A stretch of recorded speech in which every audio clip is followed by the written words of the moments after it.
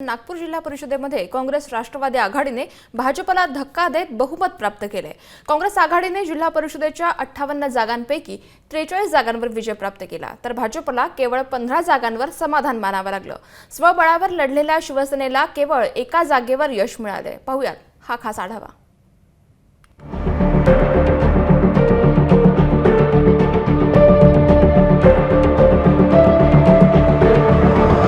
नागपूर जिल्हा परिषदेवर गेल्या काही वर्षांपासून भाजप आणि मित्र पक्षांची सत्ता होती।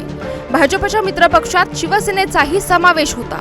यंदा राज्य पातळीवर शिवसेना, काँग्रेस आणि राष्ट्रवादी एकत्र आलेत, परंतु शिवसेनेने नागपूर जिल्हा परिषद एकला चलोरेची भूमिका घेतली। पण शिवसेनेच्या 7 जागा कमी होऊन त्यांना अवघ्या एकाच जागेवर विजय मिळवता आला, तर काँग्रेस आणि राष्ट्रवादीला घवघवीत यश मिळालं। ग्राफिक्सच्या माध्यमातून पाहूयात गेल्या निवडणुकीत आणि आत्ताच्या निवडणुकीत कोणत्या पक्षाला किती जागा मिळाल्यात त्या। नागपूर जिल्हा परिषदेतील पक्षीय बलाबल यामध्ये काँग्रेस पक्षाला 2012 साली 19 जागा मिळाल्या, तर 2019 मध्ये 30 जागा मिळाल्या। यावरून 11 जागांची वाढ झाली आहे। तर राष्ट्रवादीला 2012 साली 7 जागा मिळाल्या होत्या, तर यंदा 2019 मध्ये 10 जागा मिळाल्या आणि 3 जागांची वाढ झाली। भाजपला 2012 मध्ये 21 जागा मिळवता आल्या, तर 2019 मध्ये 15 जागा मिळून 6 जागा कमी झाल्या आहेत। शिवसेनेला 2012 साली 8 जागा मिळाल्या होत्या, तर आता 2019 मध्ये केवळ एका जागेवर शिवसेनेला समाधान मानावं लागलं आणि यामध्ये 7 जागा कमी झाल्याचं समोर आलं। बसपला 2012 मध्ये 3 जागा मिळवता आल्या होत्या, तर 2019 मध्ये बसपने 0 जागा मिळवल्यात, तर 2019 मध्ये बसपाने एकही जागा मिळवली नाही। शेतकरी कामगार पक्षाने 2012 मध्ये एकही जागा मिळवली नव्हती, तर 2019 मध्ये त्यांना 1 जागा मिळवता आली आहे। अपक्षने 2012 मध्ये एकही जागा मिळवली नव्हती, परंतु 2019 मध्ये त्यांना 1 जागा मिळाली आहे। यंदाची जिल्हा परिषद निवडणूक भाजपने प्रतिष्ठेची केली होती। विरोधी पक्षनेते देवेंद्र फडणवीस, केंद्रीय मंत्री नितीन गडकरी आणि चंद्रशेखर बावनकुळे यांनी जोरदार प्रचार देखील केला, परंतु या दिग्गज नेत्यांना धक्का बसलाय। गडकरींचं मूळगाव असलेल्या धापेवाडा आणि बावनकुळेंच्या सर्कलमधून काँग्रेसचे उमेदवार विजयी झालेत, तर राष्ट्रवादीलाही चांगलं यश मिळालंय। पण भाजपला अति आत्मविश्वास नडल्याचं राजकीय विश्लेषकांचं मत आहे। काँग्रेसमधली अंतर्गत नाराजी दूर होत गेली। निवडणुका लागल्या विधानसभेच्या, त्यावेळेस बावनकुळेंना डावलण्याचा एक थोडा फटका बसला आहे। एक तेली समाज जो त्यांच्या मागे होता आणि जो जनसामान्य कार्यकर्ता होता तो थोडासा दुरावला गेला। त्याचा थोडाफार फटका, म्हणजे खूप जास्ती नाही, पण एक 5-6 जागा तरी भाजपाला त्यामुळे कमी मिळाल्यात असं एकंदरीत चित्र आहे। शिवसेनेला पण याच्यात खूप मोठा फटका बसला आहे। एक म्हणजे जे शिवसेनेचे आमदार आहेत, म्हणजे ज्यांनी बंडखोरी केली, आशिष जयस्वाल यांना पक्षाने तिकीट न देणं हे खूप शिवसेनेला महागात पडलं। काँग्रेसला अपेक्षित यश होतं, पण त्यांना असं वाटलं नसेल की कदाचित एवढ्या जागा येतील।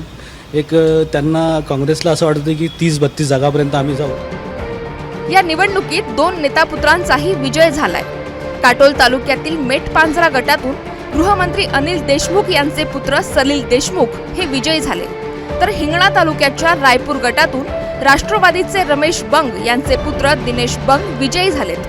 काँग्रेसने जिल्हा परिषद निवडणुकीत राष्ट्रवादी सोबत आघाडी केली होती, पण काँग्रेसने बहुमताचा आकडा गाठलाय, त्यामुळे अध्यक्ष हा काँग्रेसचाच होणार हे निश्चित आहे। आम्ही काँग्रेस राष्ट्रवादी पक्षाची आघाडी या जिल्ह्यामध्ये केलेली आहे आणि ह्या निकालानंतर आम्ही सर्व नेते मंडळी बसू आणि त्यामध्ये चर्चा करू। जिल्हा परिषद निवडणूक निकालात काँग्रेस राष्ट्रवादीने भाजपची धुळधाण करत एक हाती सत्ता मिळवली, तर शिवसेनेला एकट्याने निवडणूक लढवणं चांगलंच महागात पडलंय। गेली 5 वर्ष नागपूर जिल्हा परिषदेवर भाजपची सत्ता होती। यानंतर सुमारे 2.5 वर्षे मुदतवाढ मिळाल्याने तब्बल 7.5 वर्ष भाजपने नागपूर जिल्हा परिषदेवर राज्य केलं होतं। पण यंदा महाविकास आघाडीने नागपूर जिल्ह्यात 3 मंत्रिपद दिल्याचाही हा परिणाम असल्याचं भाजपचं म्हणणं आहे। तरी देखील निश्चितच आमच्यासाठी हा धक्का आहे की नागपूर ग्रामीणमध्ये आम्ही जिल्हा परिषदेमध्ये अध्यक्ष बसू शकत नाही। मागच्या वेळेलाही तसं आम्ही खूप अगदी बहुमतात होतो असा विषय नाही। 2012 मध्ये देखील आम्हाला केवळ मात्र 21च जागा होत्या आमच्याकडे आणि युतीमध्ये मग आम्ही ती लढत आम्ही आमचा अध्यक्ष बसवला होता। यावेळेला आम्ही त्या 15वर अडकलेलो आहोत. अगदीच 3 दिवसाआधी, म्हणजे मला वाटतं जिल्हा परिषदेच्या निवडणुका होत्या त्याच्या 2 दिवस आधी संपूर्ण म्हणजे फक्त नागपूर जिल्ह्यामध्ये महाविकास आघाडीने 3 मंत्री दिले. म्हणजे 3 मंत्री एकाच जिल्ह्यामध्ये निवडून आले आणि त्याचा इम्पॅक्टही असेल. आता काँग्रेस राष्ट्रवादी सत्तेत येणार आहे. या निवडणुकीतून भाजप काही धडा घेणार का? शिवसेना नागपूरमध्ये महाविकास आघाडीत सहभागी होणार का? हे पाहणं औत्सुक्याचं ठरणार आहे. जितेंद्र शिंगाडे, एम न्यूज, नागपूर.